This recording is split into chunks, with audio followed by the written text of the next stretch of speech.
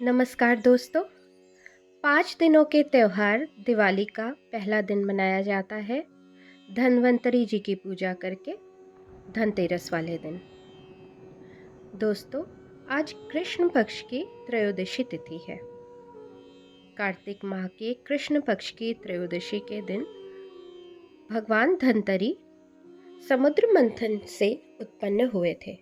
हाथों में अमृत कलश लेकर भगवान धन्वंतरी जी पैदा हुए। भगवान धन्वंतरी जी को देवताओं का वैद्य भी माना जाता है। धन्वंतरी जी के प्रकट होने के अलावा भी एक दूसरी कहानी जो कि बहुत प्रचलित है, वो आज मैं आप सबको सुनाती हूँ।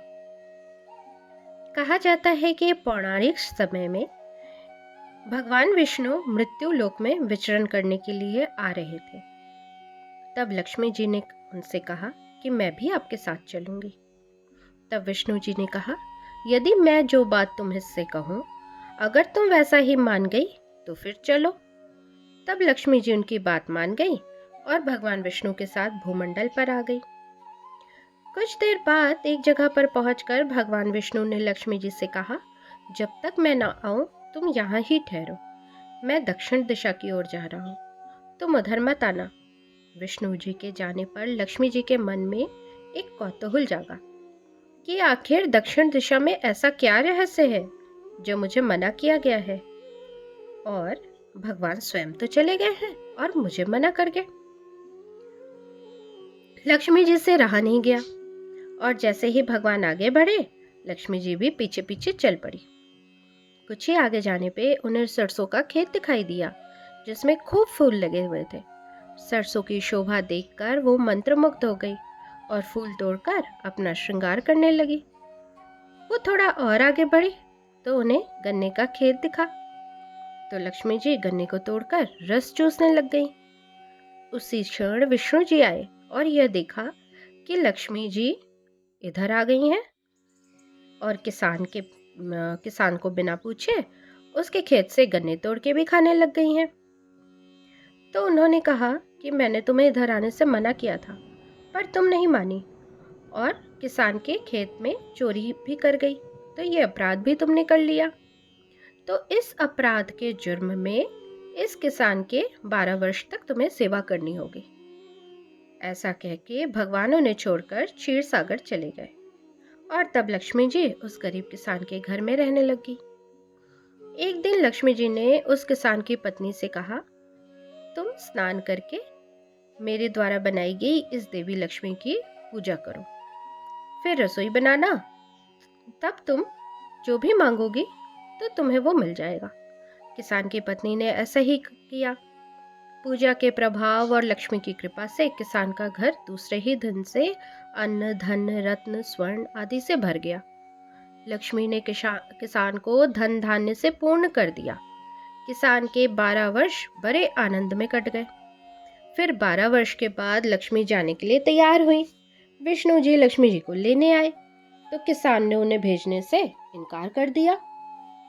तब भगवान ने किसान से कहा, इन्हें कौन जाने देता है, ये तो चंचला है, ये तो कहीं नहीं ठहरती है, ये तुम्हारे रोके से भी नहीं रुक सकती, ये तो बड़े बड़े के रोके से नहीं रुकती है। वो तो तुम्हारे खेत से गन्ना चोरी करने के अपराध के फलस्वरूप प्रायश्चित करने के लिए 12 वर्षों से तुम्हारी सेवा कर रही थी। अब 12 वर्ष पूरे हो गए हैं तो इनके जाने का समय हो गया है। किसान ने हठपूर्वक कहा, नहीं, मैं लक्ष्मी जी को नहीं जाने दूंगा।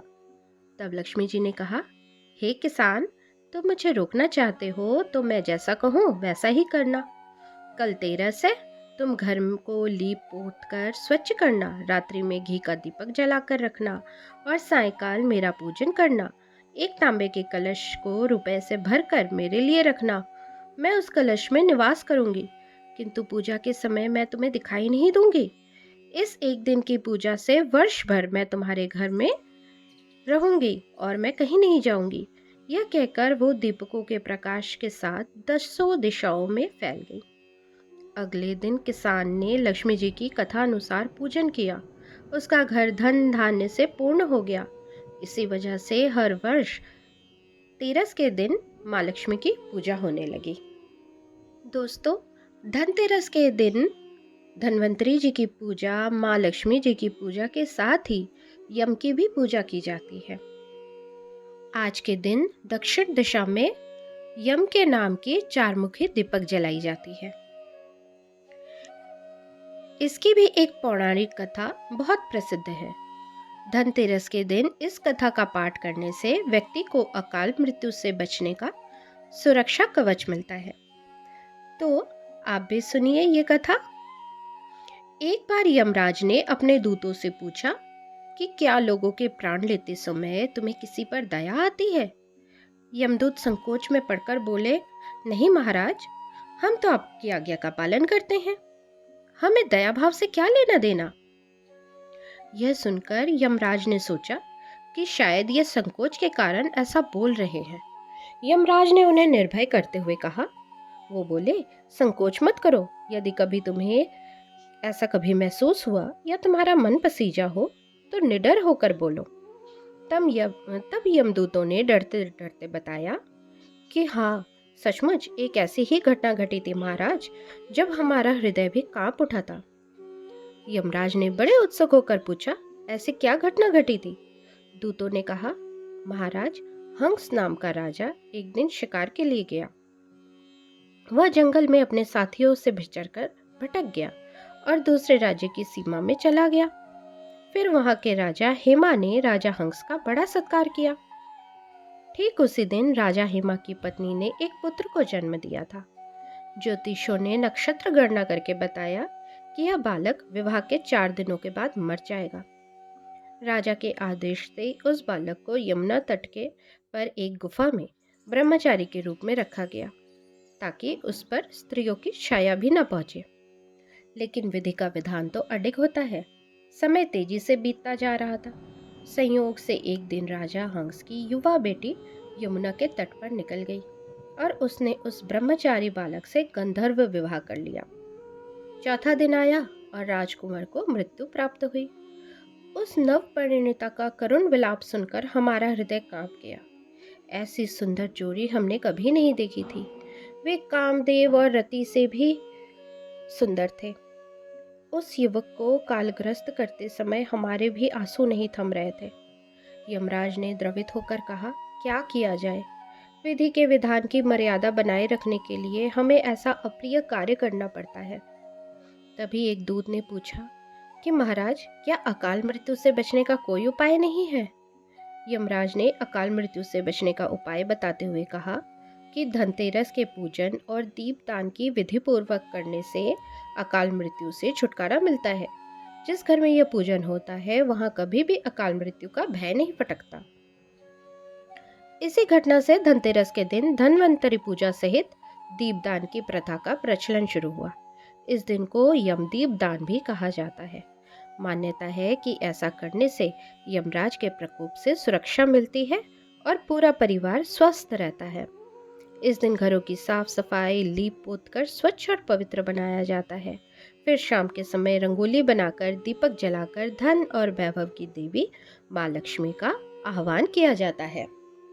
दोस्तों, आज की शाम दक्षिण दिशा में एक चौमुखी दिया यम के नाम की जलाएं और अपने घर में 13 दिए, तेरस या त्रयोदशी की तिथि के अनुसार 13 दिए जलाएं। 13 दिए नकारात्मक ऊर्जा और बुरी आत्माओं से रक्षा करते हैं। ये दयालुता और पवित्रता का भी प्रतीक है। अब आप सुनिए कि 13 दिए हमें कहाँ कहाँ पे जलाने चाहिए। पहला दिया घर के बाहर कूड़ेदान के पास दक्षिण दिशा में रखना चाहिए। इस दिए से परिवार में अकाल मृत्यु का भय नहीं रहता और अकाल मृत्यु से परिवार की रक्षा होती है। दूसरा दिया घी का जलाएं। सौभाग्य लाने के लिए इसे घर के पूजा मंदिर के सामने रखें। तीसरा दिया माता लक्ष्मी की मूर्ति अथवा फोटो उसके सामने जलाएं। धन, समृद्धि और सफलता का आशीर्वाद मिलेगा। चौथा दिया आप तुलसी जी के सामने जलाएं। पांचवा दिया अपने घर के मुख्य दरवाजे के सामने जलाएं। इससे घर पर बुरी आत्माएं, नकारात्मकता नहीं आती है और पॉजिटिव एनर्जी आती है। छठा दिया पीपल के पेड़ के नीचे रखा जाता है। इसे सरसों के तेल से ही जलाएं। सातवां दिया आपके घर के पास कोई मंदिर हो या आपके घर का जो शुभ स्थान है वहां पर रखें। आठवां दिया कूड़ेदान के पास जलाएं, जहाँ पे आपके घर का कूड़ा रखा रहता है वहां पे जलाएं, जिससे कि नकारात्मक ऊर्जा दूर हो। नवा दिया घर के शौचालय के बाहर रखें। शौचालय से थोड़ा सा बाहर की ओर ही रखें। 10वां दिया घर की छत पर जलाएं। 11वां दिया घर की खुली खिड़की के सामने रखें। 12वां दिया रसोई घर के दरवाजे पर रखें। और 13वां दिया घर के सामने किसी चौराहे पर रखकर आए। धन्वंतरी जी जब प्रकट हुए थे तो उनके हाथों में अमृत से भरा कलश था। भगवान धन्वंतरी कलश लेकर प्रकट हुए थे, इसलिए इस अवसर पर बर्तन खरीदने की परंपरा है। इस अवसर पर लोग धनिया के बीज भी खरीदते हैं। दिवाली के बाद इन बीजों को लोग अपने बाग बगीचों या खेतों में बोते हैं। धनतेरस के दिन कुबेर धन के देवता कुबेर की तिजोरी की भी पूजा की जाती है। दिवाली की रात भी लक्ष्मी माता के सामने साबुत धनिया रखकर पूजा किया जाता है। अगले दिन प्रातःकाल साबुत धनिये को गमले में या बाग में बिखेर दिए जाते हैं। माना जाता है कि साबुत धनिया से हरा भरा स्वस्थ पौधा निकल आता है तो आपकी आर्थिक स्थिति उत्तम हो रहती है। धनतेरस के दौरान लक्ष्मी पूजा को प्रदोष काल में ही किया जाना चाहिए, जो कि सूर्यास्त के बाद प्रारंभ होता है और लगभग 2 घंटे 24 मिनट तक रहता है। प्रदोष काल में दीपदान और लक्ष्मी जी की पूजा करना शुभ फल देता है। दोस्तों, अमृत कलश लेकर प्रकट हुए भगवान धन्वंतरी आप सबके जीवन को सुखमय बनाए। आप सब स्वस्थ रहे, प्रसन्न रहे, सुख समृद्धि से भरा आपका जीवन हो। बस यही मंगल कामनाएं मेरी तरफ से। आप सबको एक बार फिर से धनतेरस की बहुत सारी शुभकामनाएं। दोस्तों, मेरे चैनल से जुड़े रहे और ऐसे ही सुंदर सुंदर जानकारी और कथाओं के लिए मेरे चैनल को सब्सक्राइब करें। अपने दोस्तों के साथ वीडियोस को शेयर करें, वीडियोस को लाइक करें, कमेंट करें। आपको कौन सी कथाएं जाननी है, क्या और सुनना चाहते हैं, मुझे अवश्य बताएं। नमस्कार।